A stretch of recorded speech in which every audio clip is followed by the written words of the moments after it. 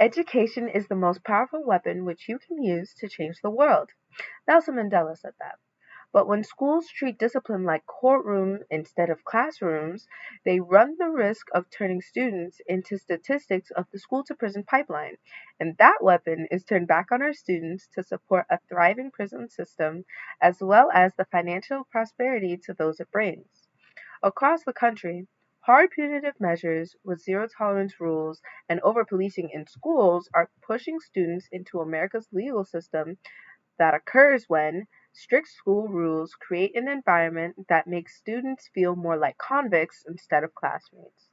The direct result of the country's war on crime, stricter schools in the US successfully pushed their students out of furthering their edification and into a correctional system that's more punitive measures rather than restorative ones.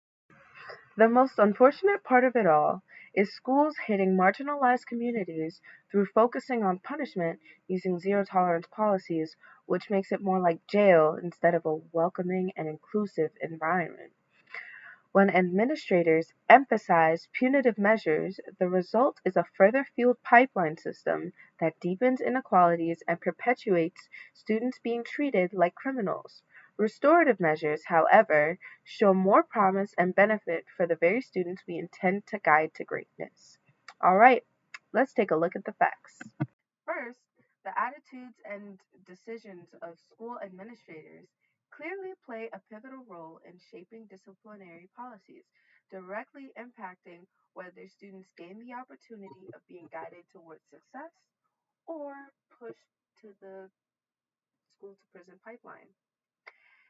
Based on information from Michael Heiss and Jason P. Nance's academic journal on defunding school police, school administrators have a lot of power when it comes to disciplining of their students. According to Heiss and Nance's findings, schools serving higher concentrations of students of color have higher chances of using surveillance measures. Different walks of life leads to different outlooks on situations. Administrators have varying perspectives, largely shaped by their own beliefs, on response to crime rooted in bias that unfairly affects marginalized populations, leading to unequal surveillance measures. When school policy is based on observed crime levels in their surrounding community, the result is the unfair criminalization of students that live in areas where crime rates are higher. So when we rely mainly on the perceptions of administrators, we take part in the normalization of systemic biases in school functions, thus reinforcing the structures that drive the school to prison pipeline. Next, when principals move from school to school, they can carry biases that reinforce systemic inequality, especially through strict disciplinary policies. A study completed by Andrew Bacher Hicks, Stephen B. Billings, and David J. Deming, done on the Charlotte Mecklenburg middle schools, fully put this theory to the test, and it's proven to be true. Through their study, they accumulated rock hard data, and unfortunately, the numbers don't lie. These policies often hit minority students the hardest, leading to higher and longer suspensions that increase their risk of incarceration. Instead of helping, this approach harms the very student it's supposed to support. Punishing actions become normalized, creating cycles of harm and widening the education gap for affected groups. It's clear these methods need to change to be more restorative and fair. A perfect example of this is an infographic that contains some of their data. Pause to read. Finally, schools with more students of color often rely heavily on surveillance, which tends to unfairly target minorities. For example, studies imply that schools serving higher concentrations of students of color have comparatively greater rates of employing various combinations of surveillance measures.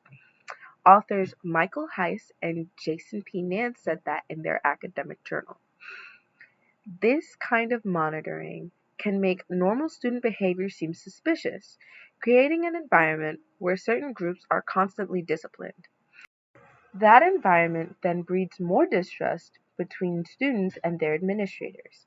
the process becomes subjective, specifically to the administrators, leading to over-reporting in schools with higher populations of minority students. These strict policies disproportionately affect students of color, especially males, reinforcing the inequalities they already face in education and beyond. Simmons. It's clear these practices need to change to create a fairer system for everyone, especially if these policies tend to harm more than they help. Some of this can be supported by another infographic, this time created from information from the 41st volume, fourth issue of the Social Justice Academic Journal, with information specifically provided from Elizabeth Simmons. Pause to read. Restorative justice has proven to reduce suspensions and actually achieve what strict punitive policies aim for but fail to do. It gives students tools to navigate systems that often work against them, breaking the cycle of the school to prison pipeline. By focusing on support instead of punishment, it creates a more positive school environment and reduces discrimination. This approach shifts the focus to helping students grow and succeed, especially those from marginalized communities, giving them a fair chance to thrive instead of pushing them out. When schools focus more on punishing students than helping them, it adds to the school to prison pipeline and hurts the students who need support the most. Strict rules and harsh policies push students out, especially those from marginalized communities, making school feel more like a punishment than a place to learn. Schools have one main responsibility: to break the cycle and ensure every student has the chance to thrive and succeed. And with this war on crime, it doesn't seem to be happening now.